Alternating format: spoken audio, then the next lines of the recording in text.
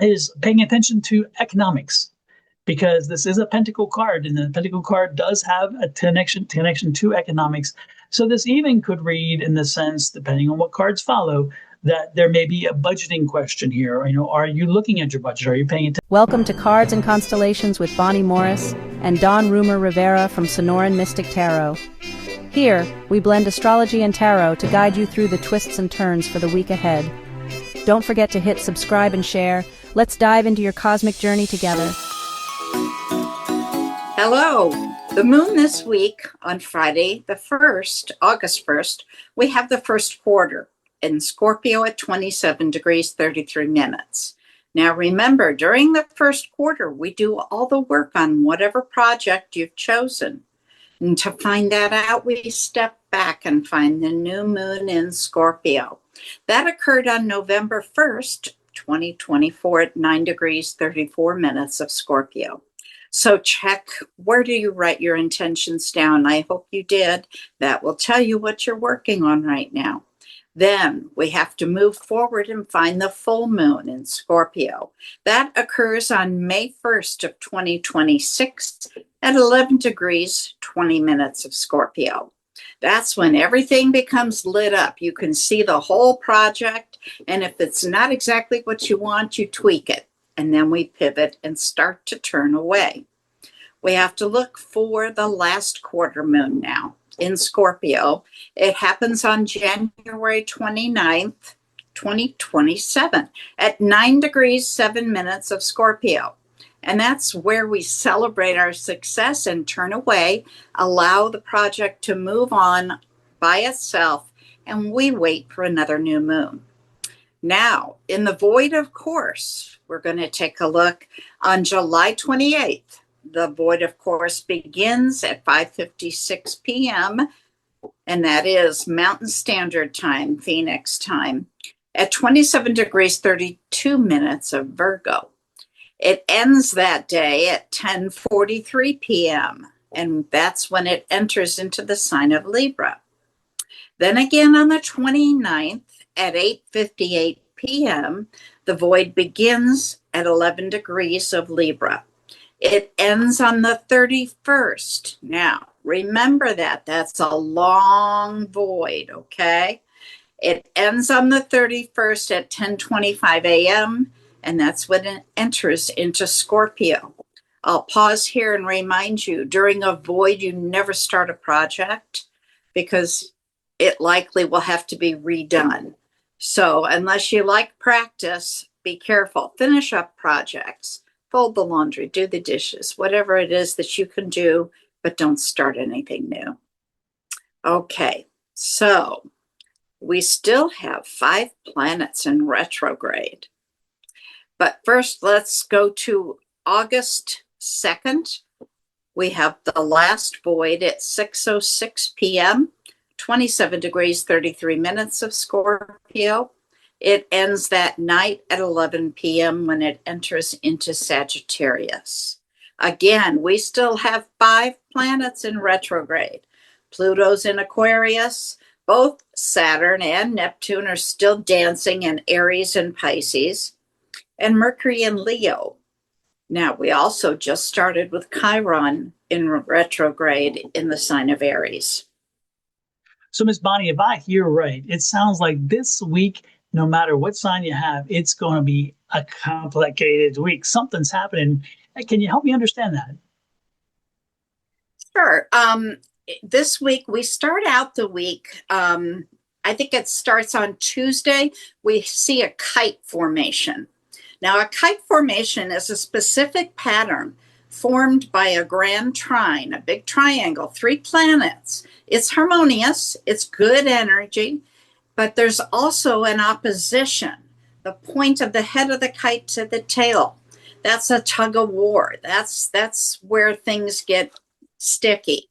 The opposition is also linked to the other 2 planets in the grand trine. So it creates this kite shape when you look at the chart. At the end of the week, it gets even more complicated. We have 2 kites, and they're pulling us in 2 different directions. I don't want it. I don't want it. There's And then you also, have these long voids, that have been yeah, growing longer and longer. And you, like you said before, about 2 weeks ago, we had one of the longest voids you'd seen. And this week, once it's again, even we have an exceptionally long void.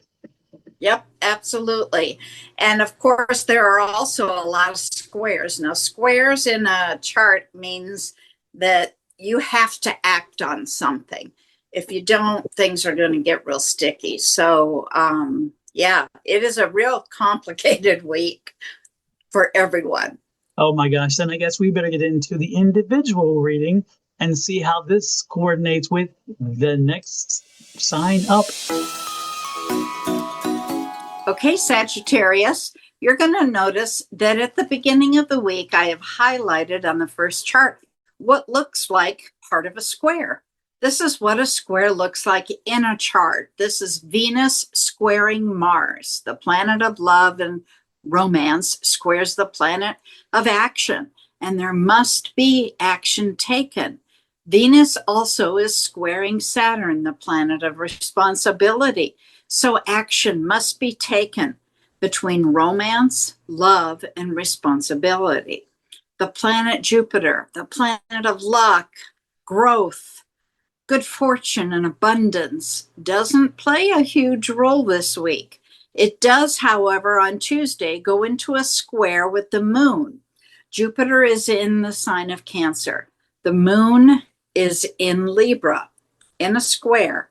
You must take action. So between growth, abundance, good fortune, and luck, your feelings, this aspect will result in fluctuating emotional expectation and a tendency to seek comfort externally. This can be idealistic, and emotional needs can grow to feel overwhelming or unfulfilled. You can be drawn to the philosophical or spiritual paths in search of meaning. What action will you take? You'll notice I also highlighted a triangle in orange, a grand trine, and that is a component of a kite. A kite is a specific aspect pattern formed by the grand trine, which is 3 planets in a harmonious triangle, and an opposition aspect, okay? The opposition is further linked to 2 other planets called sextiles, creating a kite shape. This kite is headed directly at Saturn in Aries. The tail is down at the moon in Libra, so there's an opposition here, and it's created by Saturn in the planet of responsibility, and the moon, which is all about your feelings. So you may feel like you're going to go out and have some fun, but Saturn's saying, get in here, you got homework to do. Okay, you must find a compromise. On August 1st, that square will move into a trine. This is a very workable, harmonious energy, and that brings joy and optimism and emotional wisdom. It is warm, hopeful, open-hearted, attracts goodwill, and hesitant to succeed in educational or legal settings. Your idealism shines in the desire to create welcoming home, a better world. It inspires trust and often serves as an emotional anchor for those around you. I also want to point out that at the end of the week, you'll see the kite we've been talking about. You'll also notice there is another kite, almost perpendicular, in the direction of the planet Pluto, the planet of transformation and change. The tail of this kite is Mercury, which is in the sign of Leo. So the opposition between Pluto, the planet of change, and Mercury, thoughts, communication, and technology. So you must find that compromise. What about your thoughts and communication needs to be changed? What do you have for Sagittarius in Tarot, Dawn? Thank you, Miss Bonnie. Let's get to Sagittarius and see what is in store for them via tarot and see if it lines up with the astrology reading. First and foremost is the energy on the top card, which is your energy for the week. And your energy for the week is that of a balance energy.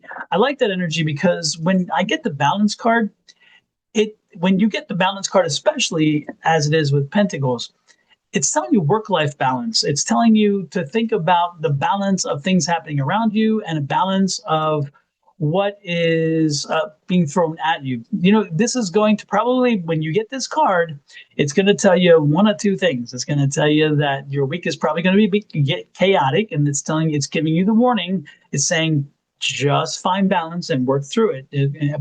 So we're probably going to look at that in another card. I'm probably going to pop out of there. But the other thing it could tell you is paying attention to economics, because this is a pentacle card, and the pentacle card does have a connection to economics. So this even could read in the sense, depending on what cards follow, that there may be a budgeting question here. You know, are you looking at your budget? Are you paying attention to your budget? And are you making sure that everything is accounted for? You know, are you spending the money you think you're spending? This is also, when this card comes out in reference to money, it reminds us, take a look at our subscriptions. Are we paying monthly for subscriptions that we aren't even using, but we weren't aware we're paying? You know what? I tell you what, you can shave off some money out of that budget just by doing that connection. So this could be a time, even if the next few cards do not lead you to the budget question, you still may want to do it, Sag, and say, you know what are we paying for? And are we getting our value, or we're not even using it? Okay. Can I say some folks with the gym memberships, if you know what I'm saying, you know, and I was guilty of that for a while and I got back to it, but I know what that feels like. And I was like, I'm going to go. Okay, but then go. Otherwise, cancel, right? Anyway, next card out. Don't make it all about me, right? Anyway, here we go. Next card out is that hearts, and it's the three of swords through the hearts. Heavy week. And that's why we got the balance card. Again, I told you it was finding that balance, because this is going to be a heavy week. There are going to be things coming at you. There will be people maybe upset with you. This could be in a situation where your home life is in upheaval. This could be a situation where your friends are at odds. This could be where your work life is at odds. Something is at odds. Again, not everybody's agreeing. This could also be, for some folks, unfortunately, this could be somebody stepping out. And this could be a stepping out situation where you have to deal with the problems that come from stepping out. So again, when I say stepping out, we're talking third party in a relationship situation there, okay? So again, this could be a conflicting and a very frustrating week for you when it comes to the emotions and the heart. So make sure that you are staying balanced and you're trying to find that. The magician's here. So the magician says, you work through this. You will get through it, because that's what you can do. You know how to handle it. So the magician says, continue to work through it, deal with it, process it, and move on. Let's not carry the BS along with it. And then there's that King of Pentacles. And so the King of Pentacles, it's interesting. With the King of Pentacles there, I'm going back to the budgetary issue and saying, let's look at the budget. The heart says there's a crisis happens. This could be a budget busting expense. Again, so I'm changing up here. I'm giving you a separate second kind of reading on this. This could be a budget busting expense that pops up that you didn't plan for. And now you're like, darn, I don't have the money, or I didn't budget for it. The magician says you'll find a way to pay for it. So just push forward and you'll find a way to make the economics work. And then the King of Pentacles comes out and says, yeah, we got this. We will find the money. You will be fine. So do what you need to do. This could be a medical expense that pops up you didn't expect. This could be a car expense. This could be a household appliance expense. There could be many different options here, but know that it's not insurmountable. Okay. So Sagittarius, keep your cool. Know that you busted the budget. Not you busted it, but your situation busted the budget. And you're going to get back on track, and you will get back on track, and you'll figure out a way to make it get paid for. One more card, and again, it's interesting because there's the Path card, the Hermit. So the Hermit card says, you know what? You're not going to be deviated from your path. You will not be shaken, because that's not who you are. That King is going to keep you in control, so you're going to move forward. And then on the bottom of the deck, the Patience, of course, Temperance. Hello, patience.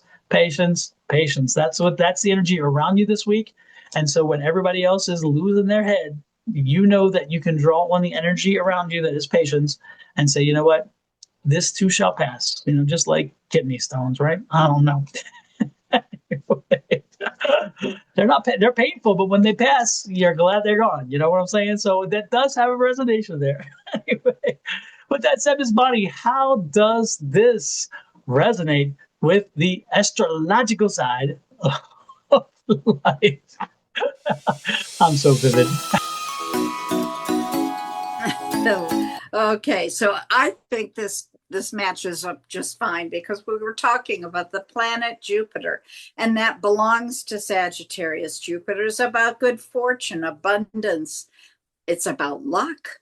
It's about growth, and you put all that together, and you've got your financial picture, along with some other things. And thank God for the luck, right?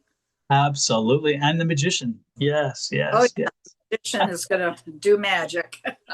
Going to have to this week. And then the most important thing for Sagittarius to take away from this is a blip.